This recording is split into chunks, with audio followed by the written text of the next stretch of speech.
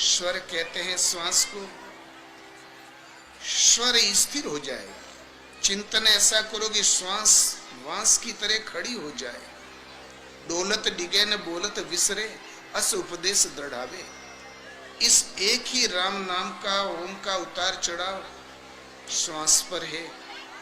श्वास तक की दूरी तय करने के लिए 2 सीढ़ियां नीचे पार करनी पड़ती है, वेखरी, मध्यमा, पसंती और परा।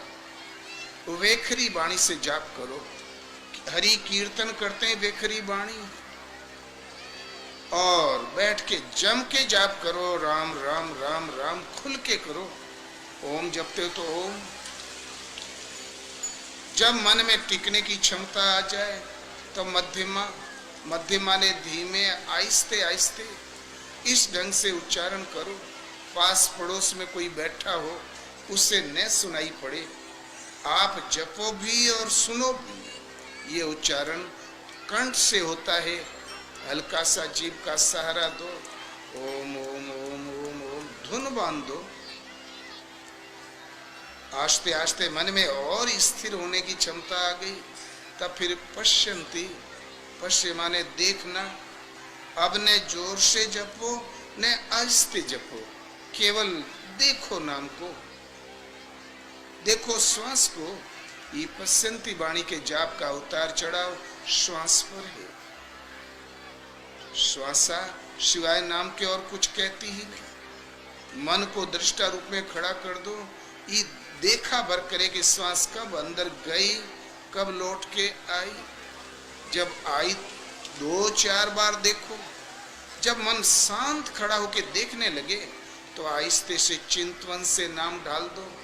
श्वास अंदर गई तो ओम, बाहर आई तो ओम ओम ओहम सोहम।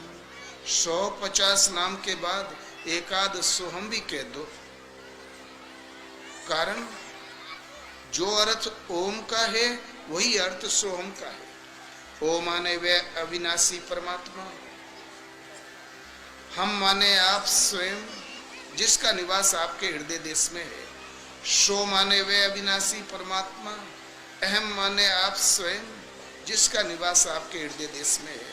दोनों का अर्थ एक, लेकिन सोहम शब्द बदनाम हो चुका है आजकल।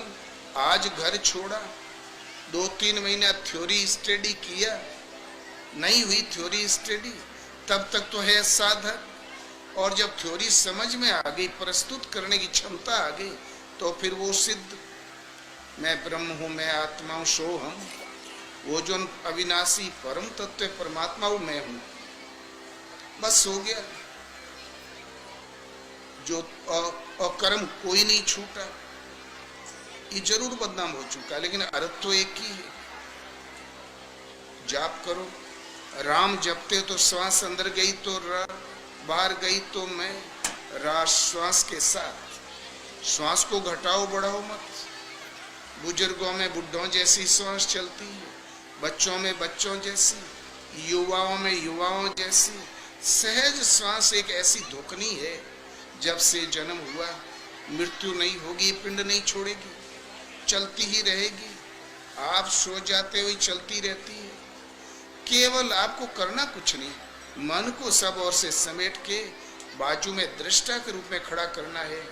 ये देखा करे कि श्वास स्वाभाविक श्वास कब अंदर गई, तो चिंतवन से नाम डाल दो ओम।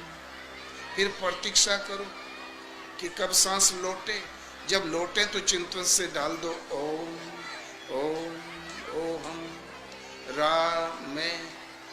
थोड़े दिन ढलना पड़ेगा, और फिर इसमें जो ढला ढलाया नाम है पहले से, वो जहाँ जागृत हो गया तो बस केवल देखा करो। रिनक धिनक धुनी अपने से उठे, सहज धुनी प्रसारित हो गई, मन की दृष्टि उस पे लगा भर दो। एक बार सूरत लगी तो लगी गई, और फिर श्वास जहाँ अचल स्थिर ठहरी विदित हुई। जे रामेश्वर दर्शन करही, जो कोई भी इस स्वर का साक्षात्कार कर लेगा, स्वर को अचल स्थिर खड़ा कर लेगा, देखने में समर्थ हो जाएगा, तो बिनु प्रयास भव सागर तरही। इस स्वर के निरोध के साथ ही ये मन की निरोधावस्था है। इसकी आड़ में जो छिपी वस्तु है उसी का नाम है राम। स्वर निरोध के साथ ही इसकी आड़ में जो शेष बच रहता वो है परमात्मा। इसलिए प्रभु का एक नाम है रामेश्वर। राम और ईश्वर, वो फिर उन्हीं के लिए तो भजन करते थे। प्रयास खत्म, साधना हुई पूरी, भव सागर तरही। वो भव सागर तर जाता है। ओ जे गंगा जल आनी चढ़ाई, तेसा योज्य मुक्ति नर पई। उस वक्त भगवान दिखाई पड़ेंगे तो अपनी जानकारी देंगे, आप में दृष्टि बन के खड़े हो जाएंगे सामने में स्वयं। नहीं समझोगे तो समझा लेंगे।